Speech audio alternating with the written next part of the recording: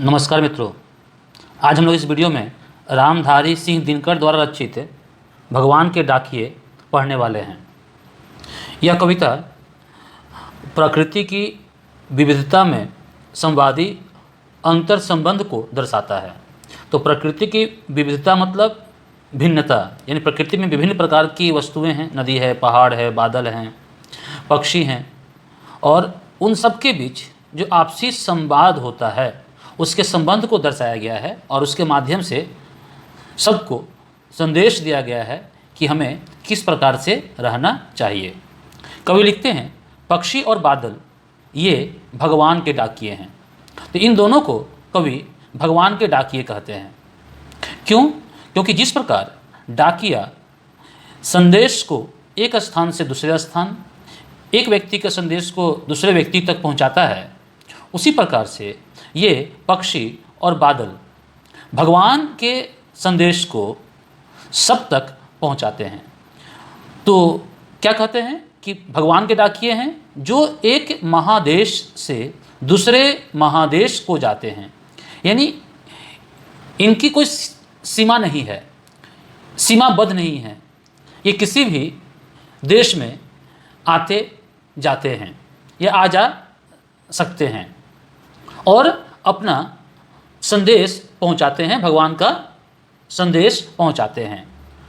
वे संदेश क्या हैं? वे संदेश है एकता, सद्भावना, प्रेम, सबके प्रति समान भावना, जो ईश्वर देखना चाहते हैं, सब तक पहुंचाना चाहते हैं। ये संदेश ये पक्षी और बादल एक देश से दूसरे देश में पहुंचाते हैं।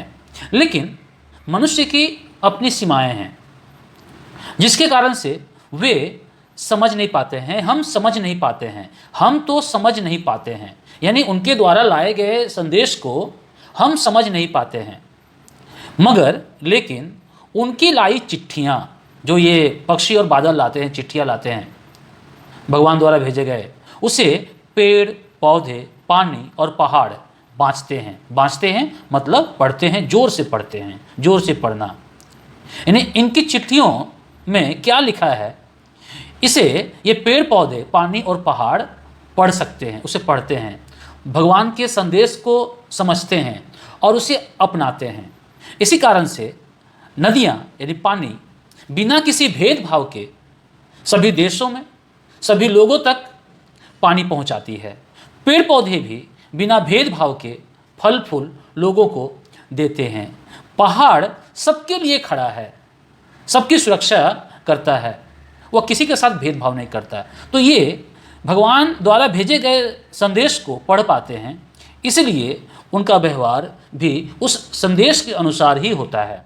आगे लिखते हैं, हम तो केवल यह आंकते हैं कि एक देश की धरती दूसरे देश को सुगंध भेजती है।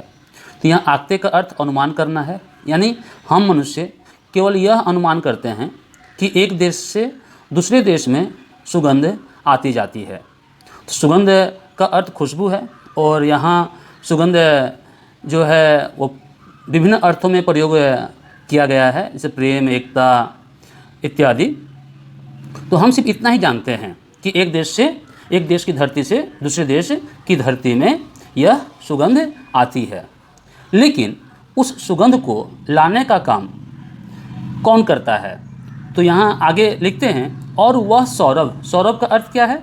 तो सौरभ का अर्थ है सुगंध है। तो वह सौरभ हवा में तैरते हुए, यानी वह खुशबू जो एक देश से दूसरे देश में आ रही है, वह हवा में तैरती है और हवा में तैरते हुए पक्षियों की पाँखों पर तिरता है। पाँखों मतलब पंखों पर। तो पक्षियों की पाँखों पर तिरता है मतलब तैरता है या घूमता है। यानी उन पक्षियों के पंखों पर वह सुगंध तैरता हुआ, घूमता हुआ एक देश से दूसरे देश में जाती है। यानी उन सुगंधों को जो प्रेम, एकता, अहिंसा से संबंधित है, पक्षी अपने पंखों पर लेकर विभिन्न देशों में बिना भेदभाव के पहुंचाते हैं। और एक देश का भाप दूसरे देश में पानी बनकर गिरता है। और यहाँ पर देख रहे हैं कि भाप मतलब वाष्प, वाटर वेपर, तो बादल वो एक देश का भाव, यानी जो बादल हैं, भाव जो है यहाँ बादल के लिए आ रहा है, तो एक देश का बादल दूसरे देश में पानी बनकर गिरता है। यानी कि बादल भी एक देश से होकर दूसरे देश में बरसते हैं और बरसते हुए कहीं भी भेदभाव नहीं करते हैं। जहाँ ज़रूरत होती है वहाँ बरसते हैं, लोगों को संतुष्ट करते हैं, प्राणी मात्र का प्यास बुझाते हैं। तो इस प्रकार से हम देखते हैं कि इस पूरी कविता में कवि ने हमें प्रेम, एकता, सद्भावना इत्यादि का संदेश देना चाहते हैं, ताकि विभिन्न देशों में जो परस्पर शत्रुता है वह समाप्त हो और सभी मिलजुल कर रहें। तो यह प्रकृति से जुड़ाव की कविता है और प्रकृति से बहुत कुछ सीखकर मानव जीवन को श्रेष्ठ बनाने की कविता है। तो मित्रों, इस वीडियो में आज इतना ही। धन्यवाद।